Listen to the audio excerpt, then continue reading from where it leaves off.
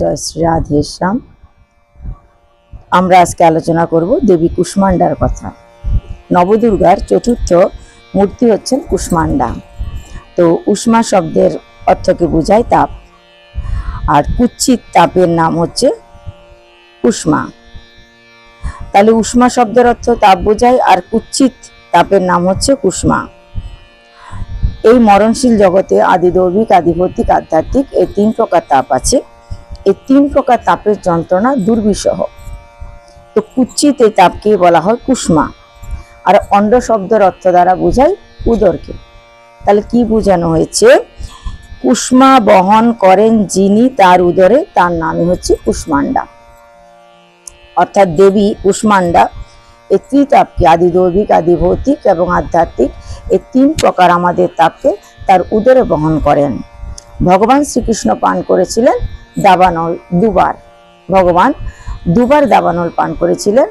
একবার হচ্ছে যখন তিনি ব্রজধামে ছোটবেলায় নন্দগ্রামে ছিলেন, আর বারবার কংস প্রেরিত করেছিল অসুরদেরকে। একবার অগ্নি অসুর কংস পাঠালেন, তাদের দুজনের গায়ে কেবল অগ্নিতত্ত্ব দ্বারা গঠিত ছিল তাদের শ্রীঅঙ্গ। তো তারা সেই অসুরগণ সেই ব্রজধামে গিয়ে ব্রজের সমস্ত ছোট ছোট কুড়ে ঘর, বৃক্ষ, লতা পাতা সব পুড়িয়ে দিতে লাগলো। তখন ভগবান তাদেরকে মারার জন্য এই দাবানলকে নিজে গ্রাস করে নিলেন। আরেকবার যখন একবার ভগবানের পূজা হচ্ছিল, ভগবান শিবশঙ্করের সবাই ব্রত করলেন।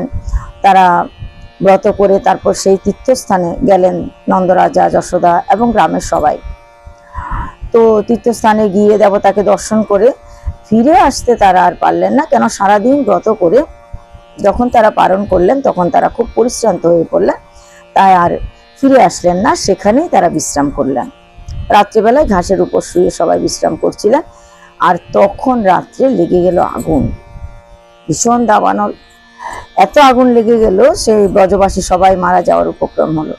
ভগবান তখন কৃপা করে সেই দাবানলকে নিজের মুখে গ্রাস করে নিলেন।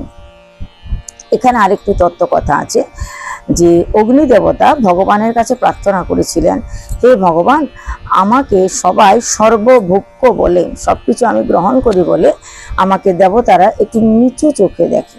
তাকে অগ্নি দেবতাকে কেন? সর্বভোগ করেন অগ্নিদেব, ভালো খান খারাপও খান।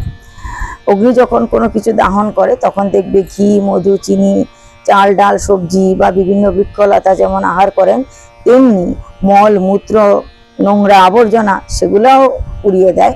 তাই অগ্নিদেবতা সবকিছু সর্বভোগ সবকিছু আহার করেন বলে তাকে একটু নিচু দৃষ্টিতে দেবতারা দেখতেন।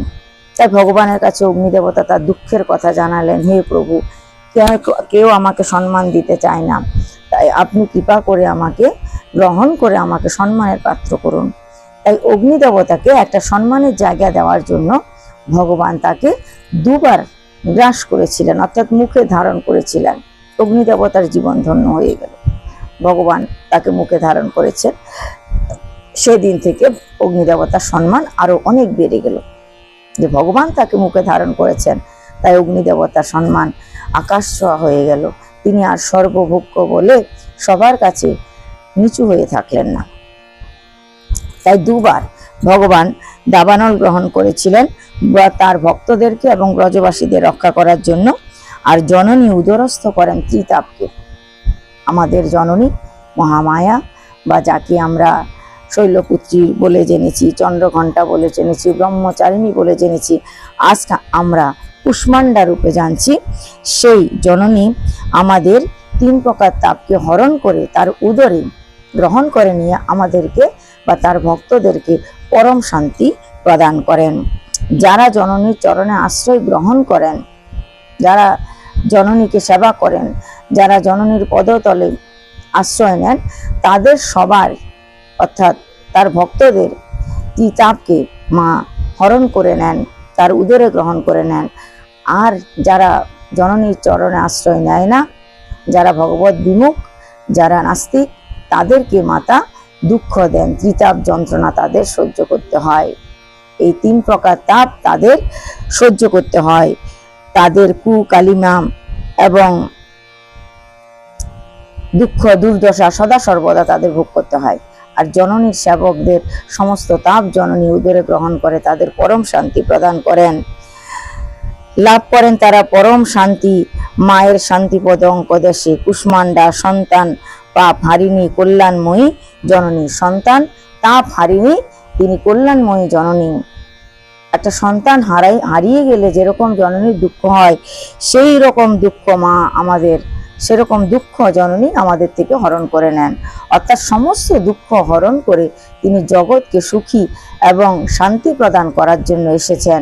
তাই এই নবরাত্রিতে যারা দেবীর পূজা করছেন, যারা দেবীর অর্চনা করছেন, তারা পরম শান্তি পাবেন, কারণ দেবী তাদের ত্রিতাপ হরণ করে নিয়ে তাদের পরম সুখ শান্তি এবং বৈভব প্রদান করবেন।